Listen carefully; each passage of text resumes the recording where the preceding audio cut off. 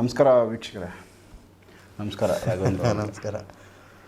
ಕೆಲವು ವಿಚಾರಗಳಲ್ಲಿ ನೀವು ಹೇಳ್ತೀರ, ಸಾಕಷ್ಟು ನಿಮ್ಮಲ್ಲಿ ಆಗೋ ಒಂದು ವಿಚಾರಗಳನ್ನ ಹೇಳ್ತೀರಾ. ನಮ್ಮ ವೀಕ್ಷಕರಿಗೆ ಇದೊಂದು ಗಮನಕ್ಕಿರಲಿ ಅಂತ.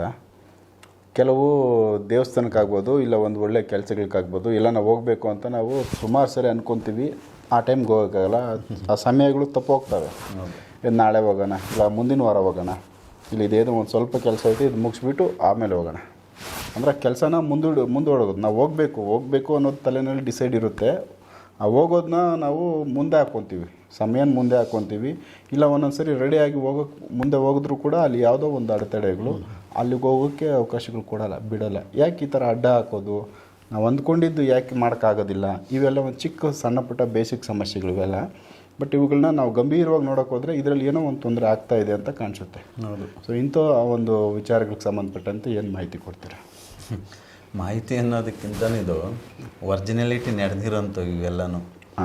ನಡೆದವೆ, ಸುಮಾರು ನಡೆದವೆ. ಯಾಕೆಂತಂದರೆ ಇವು ನಮ್ಮದು ಕೆಲವು ವಿಚಾರಗಳು ನಾವೇನು ಎತ್ಕೊಂತೀವಲ್ಲ, ಇಲ್ಲಿ ಸರ್ವೇ ಸಾಮಾನ್ಯವಾಗಿ ನಮ್ಮ ಕಡೆ ಅಂದರೆ ಈಗ ನಾವೇನು ಹೇಳ್ತೀವಿ, ಡಾಕ್ಟ್ರಕ್ಕಾಗಲಿ, ಅಂದರೆ ಇವಾಗ ನಾವೇನು ಪೂಜೆ ಮಾಡ್ತೀವಿ, ಒಬ್ಬ ಪಂಡಿತರ್ತಕ್ಕಾಗಲಿ, ಒಬ್ಬ ವೈದಿಕರ್ತಕ್ಕಾಗಲಿ ಬರಬೇಕು ಅಂತಂದರೆ ಅವರು ಸುಮ್ಮನೆ ಬರಲ್ಲ. ಅವ್ರಿಗೇನೇನೋ ಸಮಸ್ಯೆಗಳಿತ್ತಂತಂದರೆ ಬರ್ತಾರೆ. ಹೌದು. ಖಾಲಿ ಪೋಲಿಗಂತೂ ಯಾರೂ ಬರಲ್ಲ. ಸುಮ್ಮನೆ ಮಾತಾಡ್ಸ್ಕೊಂಡು ಹೋಗಿ ಬಂದ್ವಿ ಅಂತ ಅನ್ನೋರು ಯಾರು ಇರಲ್ಲ. ಸಮಸ್ಯೆ ಇದ್ರೇ ಬರೋದಲ್ಲಿ. ಹೌದು.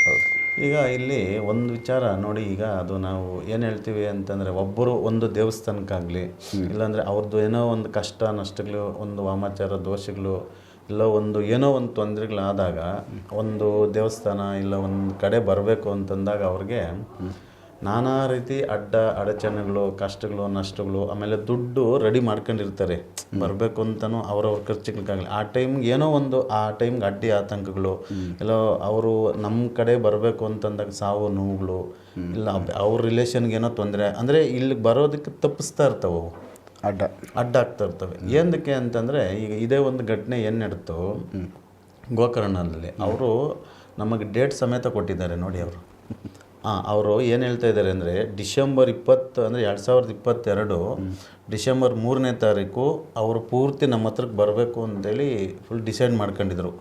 ಅದಕ್ಕೆ ಮುಂಚೆನಿಂದನೂ ಕಷ್ಟ ಅಂತೆ. ನಮ್ಮ ಎಪಿಸೋಡ್ಗಳೆಲ್ಲ ನೋಡಿ ಸರ್ಚ್ ಮಾಡಿ ಅವ್ರು ಬರ್ತೀನಿ ಅಂದ್ಕೊಂಡು ಹೇಳಿ ಲಾಸ್ಟ್ಗೆ ಈಗ ಮೊನ್ನೆ ನೋಡಿ ಜನವರಿ 5ನೇ ತಾರೀಕು ಬಂದಿದ್ದಾರೆ. 2024ನೇ ಇಸ್ವಿ 5ನೇ ತಾರೀಕು. ನೋಡಿ ಅಲ್ಲಿ ಎಷ್ಟು ಲಾಂಗ್ ಆಯಿತು. ಅದರ 1.25 ವರ್ಷ ಗ್ಯಾಪ್ ಆಗೋಯಿತು. ಬರ್ಕಿಂತ ಮುಂಚೆಗೆ ಇವ್ರಿಗೆ ನಡೆದಿರೋಂಥ ಘಟನೆಗಳು ಹೆಂಗೆ ಅಂತಂದರೆ, ಇವ್ರಿಗೆ 40-45 ವರ್ಷ 50 ವರ್ಷ ಆಗೈತೆ, ಆ ಕುಟುಂಬಕ್ಕೆ ಮದುವೆನೇ ಇಲ್ಲ. ಅಂದರೆ ಇಲ್ಲಿ ದಡ್ರಲ್ಲ ಇವರು, ಬುದ್ಧಿವಂತರು, ಒಬ್ಬೊಬ್ಬರೆಲ್ಲ ಎಜುಕೇಟೆಡ್ ಮಾಡಿರೋರೆ ಇಲ್ಲಿ, ಚೆನ್ನಾಗಿ ಓದಿರೋರು ಇಲ್ಲೆಲ್ಲನೂ. ಲಾಸ್ಟ್ಗೆ ಅಲ್ಲಿ ಅವ್ರ ಮನೆಯಲ್ಲಿ ಒಂದು ಹೆಣ್ಮಗ ಐತೆ, ಅಂದರೆ ಇವ್ರ ತಂಗಿ ಅಂತೇಳಿ. ಈ ವಿಚಾರಗಳು ನಾವೇನ ನಮ್ಮ ದೇವಸ್ಥಾನಕ್ಕೆ ನಮಗೆ ಒಂಥರ ಹೆಂಗೆ ಅಂತಂದರೆ ಬೆಚ್ಚ ಬಿದ್ದೋದಿವಿ ನಾವೇನೆ. ಅವರು ಹೇಳ್ತಾ ಇದ್ರೆ ಅವ್ರ ಅಣ್ಣವರು ಇವರು ನಮ್ಮಲ್ಲಿ ಕೂತ್ಕೊಂಡು ಸುಮ್ಮನೆ ಕೂತಿರ್ತದ ಹೆಣ್ಮಗ, 35 ವರ್ಷ ಅಂತೀಗ. ಅಂದರೆ ಇವಾಗ ಏನಾನ ನಮ್ಗೇನು ತೊಂದರೆ ಆಗೈತೆ, ಏನು ಸಮಸ್ಯೆ ಅಂತೇಳಿ ಯಾವುದೇ ಒಂದು ದೇವಸ್ಥಾನಕ್ಕೆ ಹೋಗಿ ಕೇಳಬೇಕು ಅಂತಂದರೆ ಅದೇನಾಗ್ತಾಯಿತೋ ಏನೋ ಗೊತ್ತಿಲ್ಲ. ಅವ್ರ ತಂಗಿಗೆ ಸುಮ್ಮನೆ ಇದ್ಕಿದ್ದಂಗೆ ಕಿರ್ಚ್ತಾ ಇರ್ತಾರೆ. ನಮ್ಮ ದೇವಸ್ಥಾನಕ್ಕೆ ಬಂದಿದ್ರಲ್ಲ, ಕೂತಿದ್ದಾರೆ, ನಮಗೆ ಬೆಚ್ಚ ಬಿದ್ದೋದ್ವಿ. ಸುಮ್ಮನೆ ಕಿರ್ಚೋದು ಅಂತೀರ, ನಾಲ್ಗೆ ಇಷ್ಟುದ್ದ ಬರ್ತೈತಿ ಈಚಕ. ಸುಮ್ಮನೆ ನಮ್ಮನ್ನು ನೋಡ್ಬಿಟ್ಟು ಕಿರ್ಚೋದು ಮ್ಯಾಕ್ಸಿಮಮ್ 2 ನಿಮಿಷ ಕಿರ್ಚ್ತಾ ಇರ್ತಾರೆ. ಸ್ವಲ್ಪ ಭಯ ಆಗುತ್ತೆ ಹೊಸಬರಿಗೆ. ಭಯ ಅಂತೀರ, ನಮಗೆ ಒಂಥರ ಬೆಚ್ಚ ಬಿದ್ದೋದ್ವಿ. ಸುಮ್ಮನೆ ನೋಡ್ತಾ ಇರ್ತಾರ, ಮಾಮೂಲಿ ನಾರ್ಮಲ್ ಆಗಿರ್ತಾರೆ. ಎಜುಕೇಟೆಡ್ ಹುಡುಗಿ ಕಿರ್ಚಿ ಆಮೇಲೆ ನನಗೇನು ಗೊತ್ತೇ ಇಲ್ಲ ಅಂತಾರೆ. ಅಂದರೆ ಆ ಪ್ರಜ್ಞೆನೇ ಇಲ್ಲ, ಏನು ಮಾಡಿದೆ ಅಂತ ಗೊತ್ತಾಗಲ್ಲ. ಏನಮ್ಮ ನೀನು ಇಷ್ಟು ಚೆನ್ನಾಗಿದ್ದಲ್ಲಮ್ಮ, ಏನು ಹಿಂಗೆ ಕಿರ್ಚಿಬಿಟ್ಟೆ ಅಂದರೆ, ನಾನೇನು ಕಿರ್ಚ ಇಲ್ಲ ಗುರುಗಳೇ, ಅದೇನು ಹಿಂಗೆ ಹೇಳ್ತೀರಿ ಅಂತೇಳಿ. ಅವ್ರಿಗೆ ಅಬ್ಸರ್ವ್ ಆಗ್ತಾ ಇಲ್ಲ, ಅದು ಮಾಡ್ತಾ ಇರೋದು ಏನು ಮಾಡಿದ್ನೆ ಅಂತ ಅವ್ರಿಗೆ ಗೊತ್ತಾಗ್ತಾ ಇಲ್ಲ ಅಂತ. ಇದು ಸುಮಾರು ವರ್ಷಗಳಿಂದ ಇದು ಹಂಗೆ ಕಂಟಿನ್ಯೂ ಆಗ್ತಾ ಇದೆ. ಆಮೇಲೆ ಇಲ್ಲಿ ನೋಡಿ ಅವ್ರ ಕುಟುಂಬಕ್ಕೆ ಹೆಂಗೆ ನಡೆದೈತೆ ಅಂತಂದರೆ, ನಾವು ನಮ್ಮ ವೀಕ್ಷಕರಿಗೆ ನಾವು ಪ್ರತಿಯೊಂದು ಎಪಿಸೋಡಲ್ಲಿ ಒಂದೊಂದಕ್ಕಿಂತ ಒಂದೊಂದು ಕಂಟೆಂಟ್ ಚೆನ್ನಾಗಿ ಕೊಡ್ತಾ ಇರ್ತೀವಿ. ಇಲ್ಲಿ ಒರಿಜಿನಲ್ ವಿಚಾರ. ಈಗ ನಾವು ಒಂದು ಸೊಂಪಲ್ಲಿ ನೀರು ಎಲ್ಲನೂ ಓದ್ತೈತಾ? ಸಂಪಲ್ಲೇ ಇರಬೇಕಲ್ಲ. ನೀರು ಇಲ್ಲಾಂದ್ರೆ ಏನಾದರೂ ಲೀಕೇಜ್ ಆಗಂಗಿದ್ರೆ ಲೈಟಾಗಿ ಸ್ವಲ್ಪ ಲೀಕೇಜ್ ಆಗಿ ಎಷ್ಟಾಗ್ಬೋದು ಮ್ಯಾಕ್ಸಿಮಮ್ ಲೀಕೇಜ್ ಅಂತಂದರೆ? ಕಡಿಮೆನೆ ಒಂದು ಕಾಲು ಟ್ಯಾಂಕ್ ಖಾಲಿ ಆಗ್ಬೋದೇನೋ ಅಂತ ಇಟ್ಕೊಳ್ಳೋಣ. ಅದು ಮ್ಯಾಕ್ಸಿಮಮ್ 5,000 ಲೀಟ್ರ್ 6,000 ಲೀಟ್ರ್ ಅದು ದೊಡ್ಡದು ಅದು ಸಂಪು. ಬೆಳಗ್ಗೆ ಇಲ್ಲಿ ನಮ್ಮ ದೇವಸ್ಥಾನಕ್ಕೆ ಬರಬೇಕು ಅಂತೇಳಿ ಹೆಂಗನಾಗಲಿ ಅಂದ್ಬಿಟ್ಟು ನೈಟೆಲ್ಲ ನೀರು ತುಂಬವ್ರೆ ಸೊಂಪಿಗೆ. ಇದರಲ್ಲೆಲ್ಲ ಟ್ಯಾಕ್ಟ್ರಲ್ಲಿ ಒಡ್ಸ್ಕೊಂಡಿದ್ದಾರೆ. ಆಮೇಲೆ ಅವರೆಲ್ಲ ನೀರು ಪೂರ್ತಿ ಸೊಂಪು ಅದು ನೀರು ಡ್ರಾಪ್ ಸೋರೋ ಇದೆ ಅಲ್ಲ, ಅದು ಎಲ್ಲಿ ಒಂದು ಹನಿನೂ ಆಗಲ್ಲ. ಭೂಮಿ ಒಳಗಡೆ ಮಾಡ್ತೀವಲ್ಲ ಸೊಂಪು ಕಂಪ್ಲೀಟ್ ನೀಟಾಗಿರ್ತದೆ. ಇದು ಮಾಡಿದ್ದಾರೆ. ಬೆಳಗ್ಗೆ ನೈಟ್ ಎಲ್ಲ ತುಂಬಿಸಿ ಬೆಳಗ್ಗೆ ಹೋಗಿ ನೋಡೋಷ್ಟ್ರೆ ನೀವು ನಂಬ್ತಿರೋ ಬಿಡ್ತಾರೆ, ಒಂದು ಡ್ರಾಪ್ ನೀರಿಲ್ಲಂತೆ. ಅಷ್ಟು ಖಾಲಿ ಆಗೋಕ್ಕೆ ಚಾನ್ಸ್ ಇಲ್ಲ. ಖಾಲಿ ಅಲ್ಲ, ಪೂರ್ತಿ ಒಣಗೋಗ್ಬಿಟ್ಟು ನಾವು ಬಿಸಿಲಿಗೆ ಹೆಂಗೆ ಒಣಗಿ ಹೀರ್ಕೊಂಡಿರ್ತದೆ ನೋಡಿ, ಹಂಗಾಗೈತೆ ಅಂತಿದ್ದು. ಇದು ತುಂಬ ವಿಚಿತ್ರವಾಗೈತಲ್ಲ, ಆ ಥರ ಆಗಕ್ಕೆ ಚಾನ್ಸ್ ಇಲ್ಲ, ಒಣಗೋ ಥರ ಚಾನ್ಸ್. ಅವ್ರು ಹೇಳ್ತಾ ಇದ್ರೆ ನಮಗೇನೆ ಹೆಂಗಂತಂದರೆ ಈ ಥರ ಘಟನೆಗಳು ನಡೀತಾ ಇದ್ದಾವೆ. ಇದು ನಿಜಾನ? ಅಯ್ಯೋ ನಮಗೆ ಭಯ ಇಲ್ಲಿ. ಸ್ವಲ್ಪ ಏನೋ ಕೇರ್ಫುಲ್ಲಾಗಿ ಏನೋ ತೊಂದರೆ ಆಯ್ತು, ಏನೋ ತೊಂದರೆ ಇದು ಅವ್ರು ಹೇಳ್ತಾ ಇದ್ರೆ ಇದು ನಿಜಾನೇನಣ್ಣ ಅಂತಂದರೆ ಅವ್ರು ಸಾಕ್ಷಾತ್ ನಾವು ಕಣ್ಣಾಗೆ ನೋಡಿರೋದಣ್ಣ. ಅವ್ರಿಗೆ ಬೀಗನೂ ಆಗ್ತದೆ, ಯಾಕಂದರೆ ಸಂಪುಗಳಿಗೆ ಏನೇನು ಬೇಕೋ ಅವ್ರು ಸೇಫ್ಟಿ ಮಾಡ್ಕೊಂತಾರೆ. ಇರುತ್ತೆ. ಎಲ್ಲೋಗ್ಬಿಡ್ತದೆ ನೀರು, ಮತ್ತು ಏನಾಯಿತು ಗೊತ್ತೇ ಇಲ್ಲ. ಅಲ್ಲ, ಅಷ್ಟು ನೀಟಾಗಿ ನಾವು ಮೋಟ್ರಿಗೆ ಓಡಿಸಿದ್ರು ಕೂಡ ಕೆಳಗಡೆ ಇಷ್ಟು ಒಂದು 4 ಇಂಚ್ ನೀರು ಸ್ಟೋರೇಜ್ ಇರುತ್ತದೆ, ಡೆಡ್ ಸ್ಟೋರೇಜ್ ಥರ ಅದಿರುತ್ತೆ. ಅದನ್ನು ತೆಗಿಯೋಕ್ಕೆ ಆಗಲ್ಲ, ನೀರು ತೆಗಿಯೋಕ್ಕೆ ಆಗಲ್ಲ. ಪ್ರಾಮಿಸ್ ಇದು ನಿಜವಾಗ ಅವ್ರು ಹೇಳಿರೋಂಥ ಸತ್ಯ ಘಟನೆಗಳು. ಯಾಕಂತಂದ್ರೆ ನಾವೇನು ಹೇಳಿದ್ರು ಆಧಾರ ಇಲ್ದಿದ್ದು ನಾನು ಏನೇ ಮಾತಾಡಲ್ಲ ನೋಡಿ. ಪ್ರತಿಯೊಂದು ಅವ್ರು ಏನೇನು ಎಲ್ಲ ನೀಟಾಗಿ ಪಿನ್ ಟು ಪಿನ್ ಅವ್ರ ಮುಖಾಂತರವಾಗೇ ನಾನು ಬರೆದಿಕ್ಕಿರ್ತೀನಿ. ಅವ್ರ ಫೋನ್ ನಂಬರ್, ಅವ್ರ ಡೇಟು ಪ್ರತಿಯೊಂದೂ ಬರೆದಿರ್ತೀವಿ ನಾವು. ಅವರೇ ಹೇಳ್ತಾ ಇದ್ದಾರೆ ಇದು ನಿಜಾನ. ನನಗೆ ಒಂಥರ ಭಯ ಆಯ್ತಿದ್ದು, ಇದು ಏನಪ್ಪ ಇಷ್ಟು ಈ ರೀತಿಯೂ ನಡೀತೈತಾ ಅಂತೇಳಿ. ಆಮೇಲೆ ಅವ್ರದ್ದು ಹೆಂಗೆ ಒಳ್ಳೆ ಮನಸ್ಸು ಅವ್ರದ್ದು. ಅವ್ರ ಅಣ್ಣವ್ರಿಗೆ ಒಂದು ಕೆಲಸ ಕರೀತಾರೆ ಅಂತೆ, ಪ್ರೀತಿನಿಂದ ಕರೀತಾರೆ. ನೀವು ಬಾರಪ್ಪ, ನೀನು ಒಳ್ಳೆ ವ್ಯಕ್ತಿ ಇದೆಯಾ, ಚೆನ್ನಾಗಿ ಓದಿದೆಯಾ, ನಿನ್ನಿಂದ ನಮ್ಗೆ ಸಪೋರ್ಟ್ ಆಗ್ತೈತೆ ಅಂದ್ಬಿಟ್ಟು ಆಲ್ಮೋಸ್ಟ್ 1 ತಿಂಗಳ ಗಂಟೆ ಚೆನ್ನಾಗಿರ್ತದಂತೆ. ಆಮೇಲೆ ಅವರೇ ಇವ್ರ ಮೇಲೆ ಗಲಾಟೆ ಮಾಡಿ ಕಳಿಸ್ತಾರಂತೆ. ಹೌದಾ? ಯಾಕೆ ಅವರೇ ಕರೆದು ಕಲಿಸಿ ಆ ಥರ ಗಲಾಟೆ? ಅಲ್ಲ, ಇವ್ರಿಗೆ ಆ ರೀತಿ ಆಗ್ಬಿಟ್ಟೈತೆ. ಚೇಂಜ್ ಆಗ್ತಾರೆ ಮನಸ್ಸಿ. ಅಂದರೆ ಇವ್ರು ಎಲ್ಲಿರ್ತಾರಲ್ಲ ಒಳ್ಳೆಯವರು ಇವ್ರ ಮೇಲೆ ಕೆಟ್ಟ ರೀತಿಯೇ ಆಗಬೇಕಿದು. ಇದು ಗೊತ್ತಿಲ್ಲ, ಏನೋ ಒಂಥರ ತೊಂದರೆ ಆಗ್ತಾನೆ ಐತೆ. ಆಮೇಲೆ ಇಲ್ಲಿ ಅದು ನೋಡ್ರಿ, ಈಗ ಸೊಂಪಲ್ಲಿ ನೀರಿಲ್ಲ ಅಂತಂದ್ವಲ್ಲ, ಮತ್ತೆ ಬೇರೆ ಕಡೆ ನೀರು ಎತ್ಕೊಂಬರ್ಬೇಕು ಅಂತೇಳಿ ಹೋದಾಗ ಬಿದ್ದು ಬೆಳ್ಳು ಕಟ್ಟಾಯ್ತಂತೆ ಅವ್ರಿಗೆ. ಓಕೆ, ಅಂದರೆ ಏನೋ ಒಂದು ರೀತಿ ಅವ್ರನ್ನ ಹಿಂದೆ ಹಿಂಬಾಲಿಸೋ ಥರ ಐತೆ, ಹಿಂಬಾಲಿಸ್ತೈತೆ. ಲಾಸ್ಟ್ಗೆ ಸರಿ ಅದು ನಿಂತೋಯ್ತು, ಬರೋಕ್ಕಾಗಿಲ್ಲ. ಮತ್ತು ಇನ್ನೊಂದು ಸರಿ ಟ್ರೈ ಮಾಡಿ ನೋಡೋಣ ಅಂದ್ಬಿಟ್ಟು ಎಲ್ಲ ಅವ್ರಿಗೆ ಏನೇನು ಬೇಕು ಎಲ್ಲ ರೆಡಿ ಮಾಡ್ಕೊಂಡು ಮತ್ತೆ ಆ ರೀತಿ ಮಾಡಿದಾಗ ಮತ್ತೆ ಅದೇ ರೀತಿ ಕಂಟಿನ್ಯೂ ಆಯ್ತಂತೆ. ಲಾಸ್ಟ್ಗೆ ಅವ್ರ ದೊಡ್ಡ ಅಣ್ಣಗೆ ಕಾಲು ಪ್ಯಾಚಸ್ ಆಯ್ತಂತೆ. ಮತ್ತೆ ಓಕೆ, ಪೂರ್ತಿ ಸೀಳ್ಕೊಂಬಿಟ್ಟಿತ್ತು. ಅವ್ರು ತೋರಿಸಿದ್ರು ನಮಗೆಲ್ಲ. ತುಂಬ ತೊಂದರೆ ಆಗೈತೆ. ಆಮೇಲೆ ಇಲ್ಲಿ ನೋಡಿ, ಇಲ್ಲಿ ನಾವು ಯಾವ ರೀತಿ ಇದು ಎಲ್ಲ ಕಡೆ ಆಲ್ರೆಡಿ ಹೋಗಿದ್ದಾರೆ ಇವರು, ಎಲ್ಲ ಕಡೆ ಸುತ್ತಿದ್ದಾರೆ. ಏನು ಎಲ್ಲಿ ಹೋದ್ರೂ ಇದು ಅವ್ರಿಗೆ ಎಲ್ಲಿ ಏನು ಆಗೈತೆ ಅನ್ನೋದೇ ಗೊತ್ತಾಗ್ತಾ ಇಲ್ಲ. ಲಾಸ್ಟ್ಗೆ ಸರಿ ಇದು ಮುಗೀತು. ಲಾಸ್ಟ್ಗೆಲ್ಲ ಇವ್ರನ್ನ ನಾವು ಭೇಟಿ ಮಾಡೇಬೇಕು ಅಂತೇಳಿ ಒಂದು ಸರಿ ಬರಬೇಕಾದ್ರೆ ನೈಟು ಅವ್ರಿಗೆ ರಿಯಲ್ಲಾಗಿ ಅವ್ರು ಹೇಳ್ತಾ ಇದ್ದಂಗೆ ನಮಗೆ ಒಂಥರ ಮೈ ಬೆಚ್ಚೆ ಆಯ್ತದು.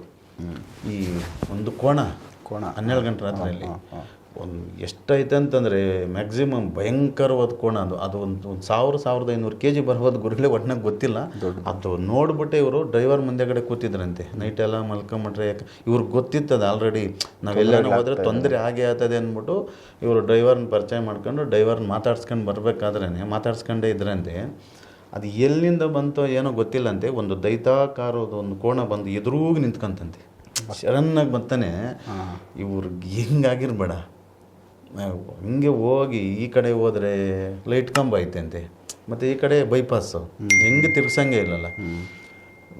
ಹೋಗಿ ಅವ್ರಿಗೊಂಥರ ಭಯನೇ ಆಗೋಯ್ತಂತೆ. ಲಾಸ್ಟ್ಗೆ ಏನಾಗಲಿ ಅಂದ್ಬಿಟ್ಟು ನೋಡೋಷ್ಟೊತ್ತಿಗೆ ಒಂಥರ ಇವ್ರಿಗೆ ಅದು ಏನಾಯ್ತೋ ಏನೋ ಹೋಯ್ತೋ, ಒಟ್ಟಿನಾಗ ಏನೋ ಒಂದು ದೇವರೇ ನಮ್ಮನ್ನು ಕಾಪಾಡ್ತಾನೆ. ಅದರಿಂದನ ಇಷ್ಟಿಷ್ಟುದ್ದ ಒಂದೊಂದು ಬಾರಂತೆ, ಒಂದೊಂದು ಏನೋ ಕೋಣ ಅಂತಂದರೆ ಕೊಂಬಿರ್ತೈತೆ, ದೊಡ್ಡ ಕೊಂಬುಗಳು.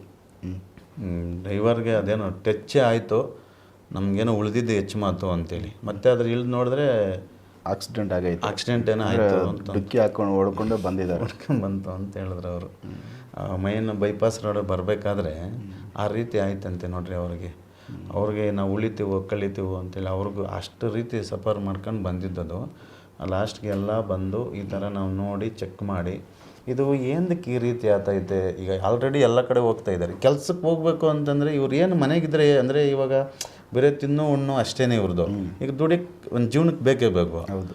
ಎಲ್ಲನೋ ಒಂದು ಕೆಲ್ಸಕ್ಕೆ ಹೋಗ್ತೀವಿ ಅಂತಂದರೆ ಅವರೇ ಕರೀತಾರೆ. 15 ದಿನ ಇಲ್ಲ 20 ದಿನ ಇಲ್ಲ, ಮತ್ತು ಅವರೇ ಬೈದು ಕಳಿಸ್ತಾರಂತೆ ಇವ್ರನ್ನ. ಎಲ್ಲೂ ಏನು ಹೆಂಗ್ ಪಾಪ ಸಿಕ್ಕಾಪಟ್ಟೆ ಇವ್ರದ್ದು ಇದು. ಯಾವ ಥರದ್ದು ತೊಂದರೆ ಇದು ನೀವು ಅಬ್ಸರ್ವ್ ಮಾಡಿದ್ಮೇಲೆ? ನಾವು ಅಬ್ಸರ್ವ್ ಮಾಡಿ ಈಗ ಎಲ್ಲ ರೆಡಿ ಮಾಡಿದ್ವಲ್ಲ, ಈಗ ಪರವಾಗಿಲ್ಲ, ಆರಾಮ್ಸೆ ಇದ್ದಾರೆ, ಏನು ತೊಂದರೆ ಇಲ್ಲ. ಅಂದರೆ ಇದು ನಾವು ಎಂದಕ್ಕೆ ಈ ರೀತಿ ಆಯಿತು ಅಂದ್ಬಿಟ್ಟು ನಿಧಾನವಾಗಿ ಕಂಡಿಡ್ದು ನೋಡಿದ್ರೆ ಅವ್ರು ಏನು ಮಾಡಿದ್ದಾರೆ ಅಂದರೆ ಅವರು ಅಣ್ಣ ತಮ್ಮಂದರು ಹಿತೈಷಿಗಳು ಬೇರೆಯವರು ಯಾರೂ ಬರಲ್ಲ. ಅವ್ರದ್ದು ಒಂದು ಬಾವಿ ಒಳಗಡೆ ಒಂದು ಬಾವಿ ಐತಂತೆ. ಅಲ್ಲಿ ಒಂದು ಚಿಕ್ಕದಾಗಿ ಅವ್ರ ತಾತನವರು ಮುತ್ತಾತನವರು ಒಂದು ಚೌಡೇಶ್ವರಿ ಅಂತೇಳಿ ಒಂದು ದೇವರು ಮಾಡೋರಂತೆ ಪೂಜೆ. ಅದೇನು ಮಾಡಿಬಿಟ್ಟು ಆ ದೇವಿಗೆಲ್ಲ ದಿಗ್ಬಂಧನ ಮಾಡಿ ಕಣ್ಣು ಕಟ್ಬಿಟ್ಟು ರಿವರ್ಸ್ ಮಾಡಿಬಿಟ್ಟಿದ್ದಾರೆ ಇವ್ರಿಗೆ. ರಿವರ್ಸ್ ಮಾಡಿಬಿಟ್ಟಿದ್ದು. ಯಾರು ಪೂಜೆ ಮಾಡ್ತಾರೆ ಅವ್ರಿಗೇನೆ ಪೂಜೆ ಏನಿಲ್ಲ ಅದು. ಇವರು ಹೆಂಗೆ ನಾವೇನು ಹೇಳ್ತೀವಿ ಅಂತಂದರೆ ವರ್ಷಕ್ಕೊಂದು ಸರಿ ಪೂಜೆಗಳು ಮಾಡ್ತಾ ಇರ್ತೀವಿ ಆ ಥರ. ಅಲ್ಲಿ ಒಂದು ದೇವಿ ಇತ್ತು, ಅಲ್ಲಿ ಅವ್ರಿಗೇನೋ ಒಂದು ಬಾಯಿ ಒಗ್ದಾಗ ನೀರು ಬಂದಿತ್ತು. ಅದಕ್ಕೆ ಅವ್ರ ತಾತನವರು ಮುತ್ತಾತನವರು ಅಲ್ಲಿ ಬಾಯಿ ಒಗ್ದಾಗ ಆ ದೇವಿ ಅಂತೇಳಿ ಒಂದು ಪೂಜೆ ಮಾಡೋರಂತೆ. ಆ ಶಕ್ತಿನ ಇವ್ರೇನು ಮಾಡಿದ್ದಾರೆ, ಇವ್ರಿಗೆ ಮದುವೆ ಆಗಬಾರ್ದು, ಇವ್ರು ಹಿಂಗೆ ಇರಲಿ ಅಂದ್ಬಿಟ್ಟು ಕೆಲವು ಒಳಗೊಳಗಡೆ ಏನೇನು ಇರ್ತಾವಲ್ಲ ಈ ಆಸ್ತಿಕ ಇದಕ್ಕೆ ಅಂತೇಳಿ ಅದು ಏನು ಮಾಡಿ ದೇವಿನ ಆ ತಾಯಿನ ಏನು ಮಾಡಿದ್ದಾರೆ ಚೌಡೇಶ್ವರಿ ಆ ತಾಯಿಗೆ ಕಣ್ಣು ಕಟ್ಬಿಟ್ಟು ರಿವರ್ಸ್ ಮಾಡಿ ಹೆಂಗೆ ಮಾಡಿದ್ದಾರೆ ಅಂತಂದರೆ ಒಂಥರ ಅವ್ರ ರಕ್ತ ಆ ತಾಯಿನೇ ಎಳ್ಕೊಬೇಕೀಗ. ಆ ರೀತಿ ದೇವ್ರನ್ನೇ ಉಲ್ಟಾ ಮಾಡಿ ಕಳಿಸ್ಬಿಟ್ಟಿತ್ತು. ಬಲಿ ನೋಡ್ರಿ, ಈಗ ಒಂದೊಂದು ಇದಕ್ಕೂ ಒಂದೊಂದು ಡ್ಯಾಮೇಜ್ ಮಾಡ್ತಾನೆ ಇತ್ತು. ತಾಯಿಗೆ ಅವ್ರ ತಾಯಿನೂ ತೀರೋದ್ರಂತೆ, ಅವ್ರ ತಂದೆನೂ ತೀರೋಗವ್ರೆ. ಯಾರು ಇಲ್ಲ, ಇವರು ಉಳಿದಿರೋದು ಇವ್ರು ಮೂವರು ಅಷ್ಟೇ. ಈ ರೀತಿ ಮಾಡಿ ಇದು ಒಂದು ಅವರೇ ಪೂಜೆ ಮಾಡೋ ಒಂದು ದೇವರನ್ನು ಅವ್ರ ವಿರುದ್ಧನೇ ಇದನ್ನು ಪ್ರಯೋಗ ಮಾಡಿ ಈ ರೀತಿ ಮಾಡಿ ಲಾಸ್ಟ್ಗೆ ಇವಾಗ ನೋಡಿ ಆ ರೀತಿ ಮಾಡಿದ್ರಲ್ಲ, ಅದನ್ನು ಕಂಡಿಡ್ಕೊಂಡು ಮತ್ತೆ ಆ ತಾಯಿದು ಏನು ಮಾಡಬೇಕು ಅಂತೆಲ್ಲ ಸರಿಪಡಿಸಿ ಈಗ ಸ್ವಲ್ಪ ಕ್ಲಿಯರ್ ಆಗೈತೆ, ಚೆನ್ನಾಗಿದ್ದಾರೆ, ಪರವಾಗಿಲ್ಲ, ಈಗ ಕರೀತಾ ಇದ್ದಾರೆ, ಹೋಗ್ಬೇಕು. ಈಗ ಅದೊಂದು ಈಗ ಎಲ್ಲೆಲ್ಲ ಕ್ಲಿಯರ್ ಮಾಡಿದ್ದೀವಲ್ಲ, ಲಾಸ್ಟ್ಗೆ ಅಲ್ಲೊಂದು ಇನ್ನೊಂದು ಪೂಜೆ ಇರ್ತೈತೆ. ಆ ತಾಯಿದ ಕರೆದು ಮತ್ತೆ ಒಂದು ಸ್ಥಾನ ಕೊಟ್ಟು ಅದನ್ನೆಲ್ಲ ಬಿಡಿಸಿ ಮತ್ತೆ ಇದು ಮಾಡಬೇಕು. ಈಗ ಇರೋದ್ರಲ್ಲೆಲ್ಲ ಶಾಂತಿ ಮಾಡಿ ಕ್ಲಿಯರ್ ಮಾಡಿದ್ದೀವಿ ಸ್ವಲ್ಪ. ಸೊ ಒಂದು ರೀತಿ ವಿಚಿತ್ರವಾದ ಕೇಸ್ ಇದು. ಈ ಥರ ಒಂದು ಅಂದರೆ ನಾವು ಅಂದ್ಕೊಂಡಿದ್ದ ಜಾಗಕ್ಕೆ ನಾವು ಸರಿಯಾಗಿ ಹೋಗೋಕ್ಕಾಗಿಲ್ಲ ಅಂದರೆ ಅದ್ರ ಹಿಂದೆ ಏನೋ ಒಂದು ಸಮಸ್ಯೆ ನಮಗೆ ಗೊತ್ತಿಲ್ಲದಿರೋ ಯಾವುದೋ ಒಂದು ಶಕ್ತಿ ನಮ್ಮನ್ನು ತಡಿತಾ ಇದೆ ಅನ್ನೋ ಥರ ಒಂದು ವಿಚಾರ ಇರುತ್ತೆ. ಅಲ್ಲ, ತಡಿತಾರೆ ದೇವಿನೇ ಉಲ್ಟಾ ಮಾಡಿ ರಿವರ್ಸ್ ಮಾಡಿ ನಮಗೇನೆ. ಈಗ ನಮ್ಮ ಏನು ಹೇಳ್ತೀವಲ್ಲ, ನಮ್ಮ ತಂದೆ ಆಗಿರ್ಬೋದು, ತಾಯಿನೇ ಆಗಿರ್ಬೋದು, ಬೇರೆಯವರು ಬಂದು ಏನೋ ಒಂದು ನಮ್ಮ ಮೇಲೆ ನೆಗೆಟಿವ್ ಎಫೆಕ್ಟ್ ಹೇಳಿದಾಗ ಅವ್ರು ನಮ್ಮನ್ನು ಬೈತಾ ಇರ್ತಾರೆ ನೋಡ್ರಿ. ಆ ಥರ ಇದು ಉಲ್ಟಾ ಮಾಡಿರೋದು. ಸೊ ಒಂದು ಈ ಥರನೂ ಆಗ್ಬೋದು, ಇದು ಬಿಟ್ಟು ಬೇರೆ ಥರನೂ ಆಗ್ಬೋದು. ಬಟ್ ನಾವು ಅಂದ್ಕೊಂಡಿದ್ದ ಕೆಲಸಗಳು ಆ ಟೈಮ್ನಲ್ಲಿ ಆಗಿಲ್ಲ ಅಂದಾಗ 2-3 ಸರಿ ಅದೇ ಥರ ಮಿಸ್ ಆಯಿತು ಅಂದರೆ ಏನೋ ಒಂದು ಅಲ್ಲಿ ನಮ್ಗೆ ಗೊತ್ತಿಲ್ಲದ್ರೆ ನಮ್ಮನ್ನು ಯಾವುದೋ ತಡೀತಾ ಇದೆ ಅನ್ನೋದನ್ನು ನಾವು ಅಬ್ಸರ್ವ್ ಮಾಡ್ಕೋಬೇಕು. ಸೊ ಇದೇ ಥರದ್ದೇ ಒಂದು ಕೇಸು ಈಗ ಉದಾಹರಣೆ ಸಮೇತ ರಾಘವೇಂದ್ರ ಅವರು ತಿಳಿಸಿರೋದು.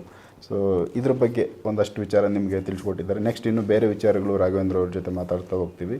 ಸೊ ಎಪಿಸೋಡ್ಗಳು ನೋಡ್ತಾ ಹೋಗಿ. ನಮಸ್ಕಾರ.